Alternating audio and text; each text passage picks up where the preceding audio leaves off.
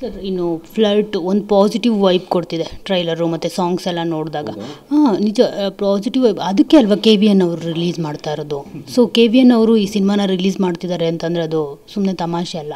So ಅವರ ಒಂದು support ಸಿಕ್ಕಿರುವಂಥದ್ದು, ಅವ್ರು ರಿಲೀಸ್ ಮಾಡ್ತಿರುವಂಥದ್ದು. ಸೊ ಅದ್ರ ಬಗ್ಗೆ ಹೇಳಿದ್ರು. ಮೇಜರ್ ಹೆಡ್ಡೇ ಕಮ್ಮಿ ಆಯಿತು. ಅಂದರೆ ಒಂದು ಸ್ಟೆಬಿಲಿಟಿ ಇರುವಂಥ ಒಂದು ಪ್ರೊಡಕ್ಷನ್ ಹೌಸ್ ಅಥವಾ ಕಂಪನಿ ನಮ್ಮ ಸಿನಿಮಾನ ರಿಲೀಸ್ ಮಾಡಿಕೊಡ್ತಾ ಇದ್ದಾರೆ ಅಂದಾಗ ಭಾಳ ಖುಷಿ ಆಯಿತು. ಆ್ಯಂಡ್ ಸ್ವಲ್ಪ ರಿಲೀಫ್ ಸಿಗುತ್ತೆ ನಮ್ಗೆ ಅದ್ರದ್ದು ಇಲ್ವಲ್ಲ ಸದ್ಯ ರಿಲೀಸ್ದು ಅಂತ. ಸೊ ಸುಪ್ರೀತ್ ಅವ್ರಿಗೆ ಥ್ಯಾಂಕ್ಸ್ ಹೇಳಬೇಕು. ಅವರು ಸಿನಿಮಾನ ನೋಡಿದ್ದಾರೆ, ಹಿ ಲೈಕ್ಡ್ ಇಟ್. ನೀವು ಅವ್ರ ಹತ್ರ ರಿವ್ಯೂ ಕೇಳಬೇಕು ಹೇಗಿದೆ ಅಂತ. And he loved it actually. So ತುಂಬ ಕಾನ್ಫಿಡೆಂಟ್ ಆಗಿದೆ, ಯಾಕಂದರೆ ಎಲ್ಲ ಕಡೆ ಹೋದಾಗ ನಾವು ಟ್ರೈಲರ್ ಪ್ಲೇ ಮಾಡಿದಾಗ್ಲೂ ಒಂದು ರಿಯಾಕ್ಷನ್ ಬರುತ್ತೆ. So thanks to KVN production. And ಅದು ಕೂಡ ಸುದೀಪ್ ಸರ್ ರೆಫರ್ ಮಾಡಿ ಆಗಿದ್ದು ತುಂಬ ಈಸಿ ಆಯಿತು. ಲೈಕ್ ಅಪ್ರೋಚ್ ಮಾಡಿದಾಗಲಿ ಅಥವಾ ಏನು ತಲೆ ಕೆಡ್ಸ್ಕೊಳ್ಳೋಂಥದ್ದೇನಿಲ್ಲ. ಸರ್ ಇಂಡಸ್ಟ್ರಿನಲ್ಲಿ ಜೀವದ ಗೆಳೆಯ ಅಂತ ಬಂದಾಗ ನಿಮಗೆ ಯಾರಿಗೆ ಆ ಸ್ಥಾನ ಕೊಡ್ತೀರಾ ಅಂತ? ತುಂಬ ಜನ ಇದ್ದಾರೆ. ಒಬ್ರು ಕೊಟ್ಟು ಇನ್ನೊಬ್ರನ್ನ ಕಳ್ಕೊಳ್ಳೋದು ಬೇಡ. ಸೊ ತುಂಬ ಜನ ಇದ್ದಾರೆ, ಅದು ಅವ್ರವ್ರಿಗೆ ಗೊತ್ತಿದೆ.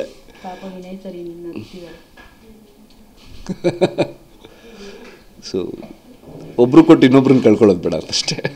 ಸರಿ, ಪ್ರೇಮ ಬರಹ ಆದಮೇಲೆ ಯಾಕೆ ಚಂದನ್ ಅವರು ಮತ್ತೆ ಬಿಗ್ ಸ್ಕ್ರೀನ್ ಕಡೆ ಅಷ್ಟು ಕಾನ್ಸಂಟ್ರೇಟ್ ಮಾಡಲ್ಲ? ಬಟ್ ಕಿರುತೆರೆನಲ್ಲೇ ಫಿಕ್ಸ್ ಆಗೋಗ್ಬಿಡ್ತೀರಾ ಜಾಸ್ತಿ ಸಿನಿಮಾ? ಹೌದಾ? ಅದೇ ಕೃಷ್ಣ ಪ್ರೇಮ ಬರಹ ಆದಮೇಲೆ ಒಳ್ಳೆ ಸಿನಿಮಾ ಬರಲಿಲ್ಲ, ಒಳ್ಳೆ ಸ್ಕ್ರಿಪ್ಟ್ ಬರಲಿಲ್ಲ.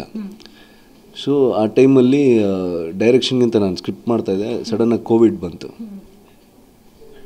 ಸೊ 2 ವರ್ಷ ಆವಾಗ ನಿಮಗೂ ಗೊತ್ತು, ಥಿಯೇಟ್ರ್ಗಳು ಓಪನ್ ಆಗುತ್ತೋ ಇಲ್ವೋ ಏನೂ ಗೊತ್ತಿಲ್ಲ, ಮಾಲ್ಗಳು ಓಪನ್ ಆಗುತ್ತೋ ಇಲ್ವೋ ಏನೂ ಗೊತ್ತಿಲ್ಲ, ಸಿನಿಮಾ ನಡೆಯುತ್ತೋ ಇಲ್ವೋ ಗೊತ್ತಿಲ್ಲ. ಸ್ಮಾಲ್ ಸ್ಕ್ರೀನ್ ಶುರು ಆಯಿತು. ಸೊ ನಮಗೂ ಬೇಸಿಕ್ ಬೇಕಲ್ಲ, ಜೀವನ ನಡೆಸೋಕ್ಕೇನಾದರೂ ಬೇಕು.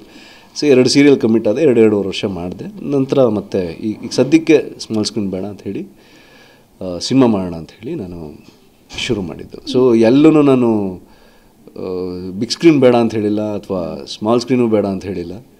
ಬ್ರೇಕ್ ತೊಗೊಂಡಿರ್ಬೋದು ಬಿಕಾಸ್ ಆಫ್ ಕೋವಿಡ್ ಅಷ್ಟೆ. ಸೊ ಈ ಕತೆ ನಿಮಗೆ ಹೇಗೆ ಹೊಳೆದಿದ್ದು ಅಂತ? ಸುತ್ತಮುತ್ತ ನೋಡಿರ್ತೀವಿ, ನೀವು ಮೀಡಿಯಾದಲ್ಲಿ ಆಗ್ತಾ ಇರ್ತೀರ, ಗಂಡನ ಸಾಯಿಸಿದ್ದು, ಹೆಂಡ್ತಿನ ಸಾಯಿಸಿದ್ದು ಅಥವಾ ಹೊಡೆದಾಕಿದ್ದು, ಅದೆಲ್ಲ ಆ್ಯಕ್ಚುಲಿ ಅಂದರೆ ಬೇರೆಯವ್ರನ್ನ ಫ್ಲರ್ಟ್ ಮಾಡಿದ್ದು, ಕಾಲೇಜಲ್ಲಿ ಹಿಂಗಾಯಿತು. ನಿಮ್ಮಿಂದನೇ ಕಂಪ್ಲೀಟ್ ಸ್ಟೋರಿ ಆಗಿರೋದು ನಂಬ್ತೀರಾ? ಸೊ ಆಲ್ಮೋಸ್ಟ್ ನಮಗೆಲ್ಲ ನಾಲೆಡ್ಜ್ ಬರೋದು. ಈಗ ಡೆಲ್ಲಿಲಿ ನನಗೆ ಗ್ಯಾಂಗ್ ಅನ್ನೋ ಪದ ಗೊತ್ತಿರಲಿಲ್ಲ, ನಿರ್ಭಯ ಕೇಸ್ ತನಕ ನಿಜ ಗೊತ್ತಿರಲಿಲ್ಲ ಹಂಗೂ ಮಾಡ್ತಾರೆ ಅಂತ. ಸೊ ನಿಮ್ಮಿಂದ ಅದು ನೆಗೆಟಿವ್ನೇ ಇರ್ಬೋದು, ಗೊತ್ತಿಲ್ಲ, ಆಬ್ವಿಯಸ್ಲಿ ಅದು ನೆಗೆಟಿವ್, ಬಟ್ ಜನಕ್ಕೆ ನಾಲೆಡ್ಜ್ ಬರ್ತಾ ಇದೆ. ಸೊ ಆ ಥರ ತುಂಬ ಇದೆ ಮೀಡಿಯಾಯಿಂದ ಕಲಿಯೋಂಥದ್ದು. ಯಾವ ಪಾಯಿಂಟಲ್ಲಿ ಡೈರೆಕ್ಷನ್ ಮಾಡಬೇಕು ಅಂತ ಅನ್ನಿಸ್ತೀನಿ ನಿಮಗೆ? ನಾನೇ ಡೈರೆಕ್ಷನ್ ಮಾಡಿದ್ರೆ ಬೆಟರ್ ಅಂತ? ಡೈರೆಕ್ಷನ್ ಮಾಡಬೇಕಂದ್ರೆ 2009 ಯೋಚನೆ ಇತ್ತು ಸೀರಿಯಲ್ ಮಾಡೋಣ ಅಂತ. ಪರಮೇಶ್ವರ್ ಗುಂಡ್ಕಲ್ನ ಅಪ್ರೋಚ್ ಮಾಡಿದ್ದೆ. ಸರ್ ಹೇಳಿದ್ದು ರಾಧಾ ಕಲ್ಯಾಣ ಅಂತ ಸೀರಿಯಲ್ ಮಾಡಿಸಿದ್ರು. ಆಮೇಲೆ ನಿಂತೋಯ್ತು ಡೈರೆಕ್ಷನ್ ಬಗ್ಗೆ. ಯಾವಾಗ ಸಿನಿಮಾ ಬರಲಿಲ್ಲ 2018 ಇದಾದಮೇಲೆ, ಅದು ಪ್ರೇಮ ಬರಹ ಆದಮೇಲೆ, ಆವಾಗ ಮತ್ತೆ ನನ್ನೊಳಗಿದ್ದ ಡೈರೆಕ್ಟರ್ ಆಚೆ ಬಂದರು. ನನಗೆ ಡೈರೆಕ್ಟರ್ ಹೀರೋ ಆಗಿರೋದಕ್ಕೆ ನನಗೇನು ಇದು ಅನ್ನಿಸ್ತಿಲ್ಲ. ಏನಂದರೆ ಯಾವ ಬಂಡು ಧೈರ್ಯದ ಮೇಲೆ ಪ್ರೊಡ್ಯೂಸ್ ಮಾಡಿದ್ರಿ ಅಂತಲೇ ನನಗೆ ಆಶ್ಚರ್ಯ ಅಂತ ಅನ್ನಿಸ್ತಾ ಇದೆ ಸರ್. ಯಾಕಂದರೆ ಸದ್ಯಕ್ಕೆ ಕನ್ನಡ ಇಂಡಸ್ಟ್ರಿನಲ್ಲಿ ಗೊತ್ತಿರ್ಬೋದು ಯಾವ ಥರ ಆಗ್ತಿದೆ ನೋಡಿ. ಈಗ ಲವ್ OTP ಸಿನಿಮಾ ಚೆನ್ನಾಗಿದೆ, ತುಂಬ ಚೆನ್ನಾಗಿದೆ ಅಂತ ಹೇಳ್ತಿದ್ದಾರೆ. ಪಾಪ ಅನೀಶ್ ಅವರು ಕಣ್ಣೀರು ಹಾಕಿದ್ರು, ಬನ್ನಿ ಸಿನಿಮಾ ನೋಡಿ ಅಂತ ಹೇಳ್ಬಿಟ್ಟು. ಸೊ ಅದಕ್ಕೆ ಈಗ ಪ್ರಶ್ನೆ ಕೇಳ್ತಾ ಇದ್ದೀನಿ. ಸೊ ಈ ಪ್ರೊಡ್ಯೂಸ್ ಮಾಡೋದಿದೆಯಲ್ಲ, ಅದು ಈ 2ಕ್ಕಿಂತ ರಿಸ್ಕ್ ಜಾಬು. ಸೊ ಅದ್ರ ಬಗ್ಗೆ ಹೇಳೋದಾದರೆ ಬಂಡು ಧೈರ್ಯ ಏನಿಲ್ಲ, ಪ್ರಿಪ್ರೇಷನ್ ಆಗಿದೆ, ಸ್ಕ್ರಿಪ್ಟ್ ನೀಟಾಗಿ ಮಾಡ್ಕೊಂಡಿದ್ದೀವಿ, ಸ್ಕ್ರೀನ್ ಪ್ಲೇ ಚೆನ್ನಾಗಿದೆ, ಡೈಲಾಗ್ಸ್ ಚೆನ್ನಾಗಿದೆ, ಕಾಸ್ಟಿಂಗ್ ಚೆನ್ನಾಗಿದೆ, ಸಾಂಗ್ಸ್ ಚೆನ್ನಾಗಿದೆ, ಆಮೇಲೆ ಎಂಟರ್ಟೈನಿಂಗ್ ಆಗಿದೆ. ಸೊ ಇದಿಷ್ಟು ನಿಮಗೆ ಶೂಟಿಂಗ್ ಹೋಗೋಕ್ಕಿಂತ ಮುಂಚೆನೇ ಪೇಪರ್ಸ್ ಮೇಲೆ ರೆಡಿ ಇರೋದ್ರಿಂದ ದುಡ್ಡು ನೀವೇ ಹಾಕ್ಬೋದು. ಕಾನ್ಫಿಡೆಂಟಾಗಿ ಪ್ರೊಡ್ಯೂಸ್ ಮಾಡ್ಬೋದು. ಯಾಕಂದರೆ ಪ್ರಿಪ್ರೇಷನ್ ಮ್ಯಾಟರ್ಸ್. ಎಷ್ಟೊಂದು ಸಿನಿಮಾಗಳಲ್ಲಿ ನೋಡಿದ್ದೀನಿ, ಡೇಟ್ ಸಿಕ್ತು ಅಂದ್ಬಿಟ್ಟು ಬರೀ ಫೈಟ್ ಸೀನ್ ಶುರು ಮಾಡಿಬಿಡ್ತಾರೆ, ಸ್ಕ್ರಿಪ್ಟೇ ಮಾಡಿರಲ್ಲ. ಕೇಳಿರ್ತೀರ ಇದನ್ನು, ಎಷ್ಟೊಂದು ಡೈರೆಕ್ಟರ್ಸ್ ಹೇಳಿದ್ದಾರೆ. ಐ ಡೋಂಟ್ ನೋ, ಅದು ಅವ್ರ ಸ್ಟೈಲ್ ಇರ್ಬೋದು. ಬಟ್ ನನಗನ್ಸಿದ್ದು ಕಂಪ್ಲೀಟ್ ಬೌಂಡ್ ಸ್ಕ್ರಿಪ್ಟ್ ರೆಡಿ ಆದಮೇಲೆ ನಾನು ಹೋಗಿದ್ದು. ಇದನ್ನು ಓದಿದ್ರೂ ನಗು ಬರಬೇಕು, ಇದನ್ನು ಓದಿದ್ರೂ ಕಂಟೆಂಟ್ ಹೆಚ್ಚಾಗಬೇಕು, ಕನೆಕ್ಟ್ ಆಗಬೇಕು ಅಂತ ಹೇಳಿದ ಆದಮೇಲೆ ಬಂಡು ಧೈರ್ಯ ಏನಿಲ್ಲ, ಅದು ಪ್ಲ್ಯಾಂಡ್. ನಾನು ಅಂದ್ಕೊಂಡಿದ್ದೆ ನೀವು ಬಂಡ ಧೈರ್ಯದಿಂದನೇ ಮಾಡಿದ್ದೀನಿ, ಯಾಕಂದರೆ ನನ್ನ ಜೊತೆ ನನ್ನ ಹಿಂದೆ ನನ್ನ ಹೆಂಡ್ತಿ ಇದ್ದಾಳೆ ಅಂತ ಹೇಳ್ತೀರಾ ಅಂತ ಅಂದ್ಕೊಂಡಿದ್ದೆ. ನೀವು ನೋಡಿ ಅವ್ರು ಕ್ರೆಡಿಟೇ ಕೊಡಲ್ಲ, ಅವ್ರು ಇರೋದಕ್ಕೆ ನೀವು ಪ್ರೊಡ್ಯೂಸ್ ಮಾಡ್ತಾ ಇರೋದು. ಹುಡ್ಗಿರ್ಗೆ ಗೊತ್ತಲ್ವಾ ಯಾವ ಥರ ನಿರ್ಮಾಪಕಿ ಆದರೆ ಎಷ್ಟು ಸೇವ್ ಎಲ್ಲಿ ಬೇಕೋ ಅಲ್ಲಿ ಕರೆಕ್ಟಾಗಿ ಮಾಡ್ತಾರೆ. ಇಲ್ಲ, ಅವರು ಸ್ಕ್ರಿಪ್ಟ್ ಚೆನ್ನಾಗಿದೆ ಅಂತಲೇ ಮುಂದೆ ಹೋಗಕ್ಕೆ ಹೇಳಿದ್ದು. ಆ್ಯಕ್ಚುಲಿ ನಾನೇ ಹಿಂದೇಟ್ ಆಗ್ತಿದ್ದೆ, ಅವರು ಫಸ್ಟ್ ಮಾಡು ಅಂತೇಳಿ ಮುಂದೆ ಪುಷ್ ಮಾಡಿದ್ದೆ. ನನ್ನ one and only wife Kavitha ಗೌಡ್ರು ಕೂತ್ಕೊಂಡು ನಗ್ತಾ ಇದ್ದಾರೆ ನೋಡಿ. ಸೊ ಅವ್ರ ಬಗ್ಗೆ ಹೇಳೋದಾದರೆ, ಈ ಸಿನಿಮಾಗೆ ಸಾಥ್ ಕೊಟ್ಟಿರೋದು, ಜೊತೆಗೆ ನೀವು ಅವಾಗಲೇ ಒಂದು ಪೋಸ್ಟಲ್ಲಿ ಹಾಕಿದ್ದೀರಾ, ನಾವು ಪ್ರೊಡ್ಯೂಸ್ ಮಾಡೋಣ ಅಂತ ಹೋದರೆ ನಮ್ಮ ಮಗ ಆದ್ವಿಕ್ ಮಧ್ಯದಲ್ಲಿ ಬಂದ ಅಂತ ಹೇಳ್ಬಿಟ್ಟು. ಅವರು ಫಸ್ಟ್ ಪ್ರೊಡಕ್ಷನ್ನು, ಆದ್ವಿಕ್ ಇದು ಸೆಕೆಂಡ್ ಪ್ರೊಡಕ್ಷನ್.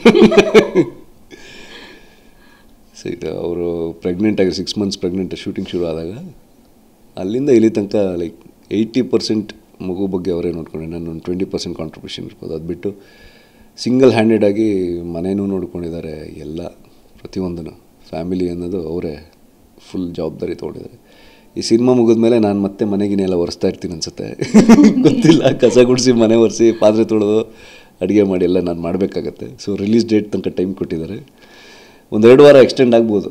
ಸರ್, ಬಡ್ಜೆಟಲ್ಲಿ ಏನಾದರೂ ಮೇಡಮ್ ಹೆಲ್ಪ್ ಮಾಡಿದಾರ ಅಂತ? ಅಂದರೆ ಅವರು ತುಂಬ ಅಂದರೆ ಅವರು ಅರ್ನ್ ಮಾಡ್ತಿರ್ತಾರೆ, ಸೊ ಅದನ್ನೆಲ್ಲ ಏನಾದರೂ ನಿಮಗೆ ಕೊಟ್ಟಿರೋವಂಥದ್ದು ಆ ಥರದ್ದೆಲ್ಲ ಹೆಲ್ಪಿಂಗ್ ಇದೆ ಹೇಳಬೇಕಲ್ವಾ ಅದನ್ನು? ನೀವು ಆ ಥರದ್ದೆಲ್ಲ ಏನು ಹೇಳ್ತೀರಾ? ಅದೆಲ್ಲ ಹೇಳಬಾರ್ದು, ದುಡ್ಡಿನ ವಿಷಯ. ಅದು ಗಂಡ ಹೆಂಡತಿ ಮಧ್ಯೆನೇ ಇರಬೇಕು ಅಂತ.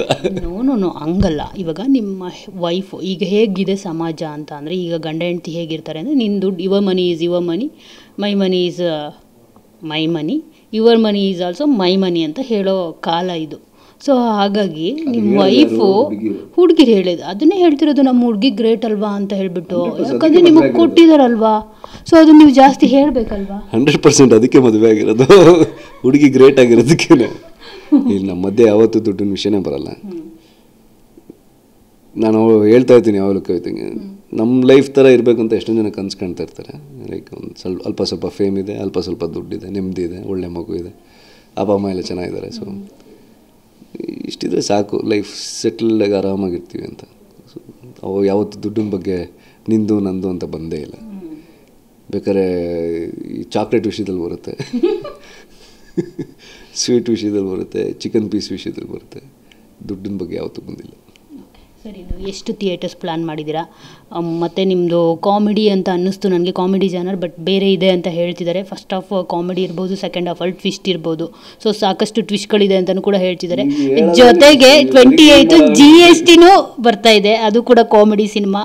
ಸೊ ಈ ಒಂದು ಕಾಮಿಡಿ ಹಬ್ಬ ಅಂತ ಅನಿಸುತ್ತೆ ಅವತ್ತು 28. ಸೊ ಏನು ಹೇಳ್ತೀವಿ? ನಮ್ಮ ಸಿನಿಮಾ ಕಂಪ್ಲೀಟ್ ಕಾಮನ್ ಸೆನ್ಸ್ ಇರುವಂಥ comedy and psychic thriller cinema. ಯಾವುದು ಲೂಸ್ ಕಾಮಿಡಿ ಅಂತ ಹೋಗಲ್ಲ. ನೀವು ಫಸ್ಟ್ ಶಾರ್ಟಿಂದನೇ ಕನೆಕ್ಟ್ ಆಗ್ತೀರಾ. ಫಸ್ಟ್ ಶಾರ್ಟೇ ಸಾಧು ಸರ್ದು. ಅದು ನೀವು ಹಿಂಗೆ ಮೈಕ್ ಇಟ್ಕೊಂಡು ಇಂಟರ್ವ್ಯೂ ಮಾಡ್ತಿರ್ತಾರೆ ಮೀಡಿಯಾದವರು ಸಾಧು ಸರ್ನ, 4th ಪಿಲ್ಲರ್ ಆಫ್ ಡೆಮೋಕ್ರಸಿ ಅಂತ.